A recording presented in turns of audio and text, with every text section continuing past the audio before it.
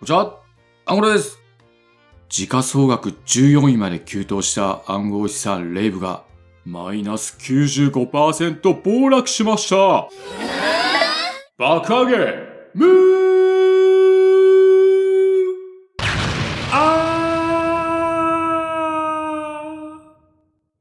そこで今回はレイブコインに何があったのかを分析し、今が買いなのかを予想します。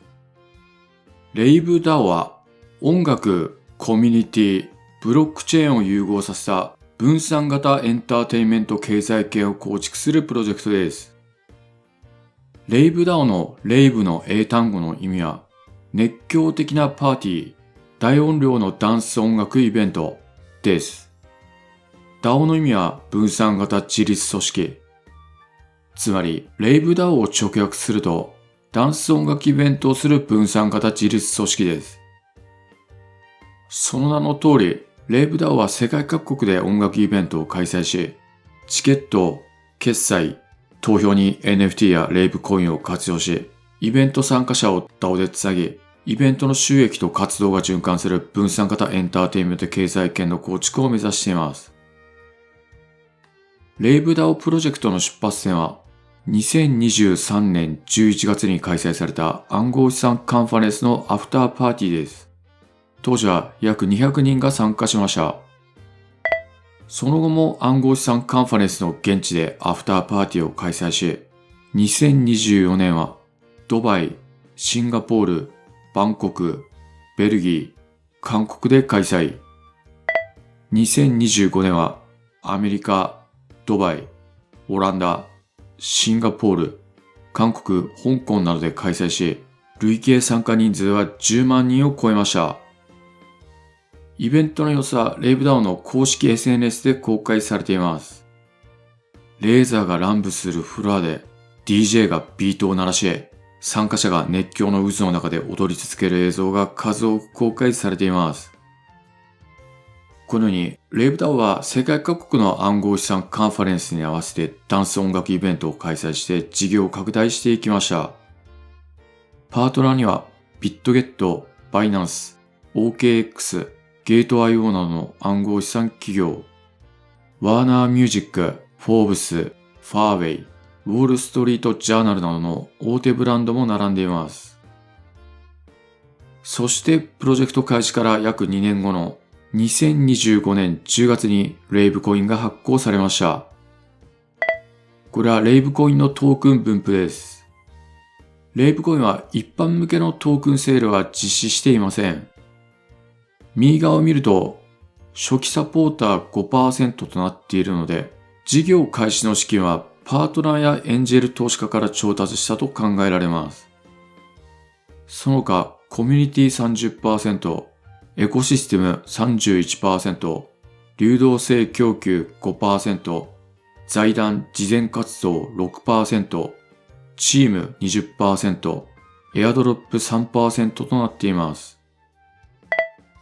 これはレイブコインのロック解除スケジュールです。エアドロップ、流動性供給、エコシステムはロックなし。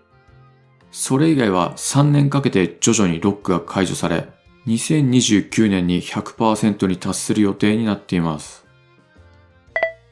これはレイブコインの冷やしチャートです。2025年12月12日に分散型取引所とパートナーの中央集権型取引所に同時上場しました。上場初値は 0.26 ドル。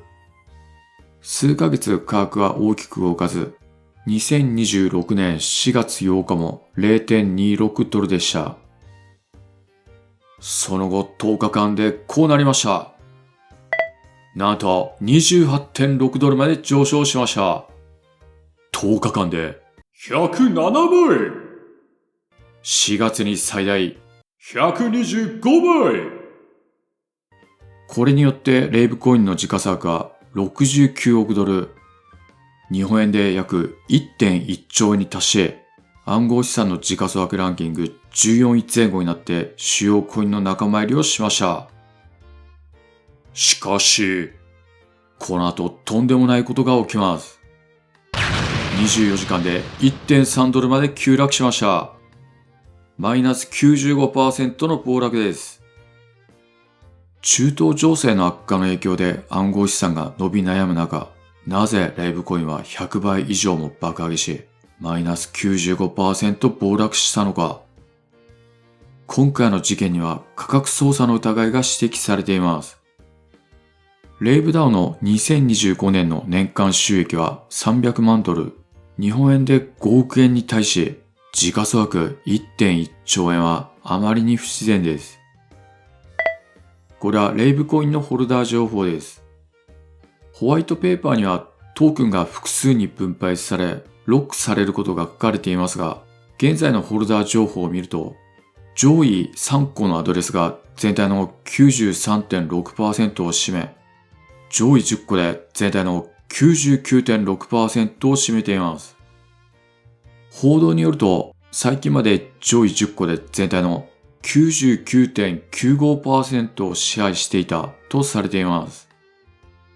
このように、レイブコインは市場に出回っている枚数が極端に少なく、少ない資金で価格が大きく動きやすい構造です。そしてある日、運営側とみられるアドレスから大量のレイブコインがビットゲットに送られ、大量売却による急落を予想した数多くのトレーダーによって売りポジションが積み上がりました。しかし一転して、今度は大量のレイブコインがビットゲットから引き出されて、現物価格が急騰。現物価格と先物価格の差が広がり、年率換算のファンディングレートは一時マイナス 1000% からマイナス 4000% になりました。ファンディングレートは先物価格が現物価格から大きくずれないようにするためにトレーダーの間でやり取りする調整金のことです。例えば、先物価格が現物価格より低ければ、売りポジションを持っている人が買いポジションを持っている人にお金を支払うルールにすることで、売りポジションを取る人が減り、先物価格が上昇して現物価格に近づきやすくなります。レイブコインは年率マイナス 4000% という異常なファンディングレートで、売りポジションのトレーダーは巨額の調整金の支払いを余儀なくされ、買い戻しやロスカットの連鎖によって価格が上昇していったという流れです。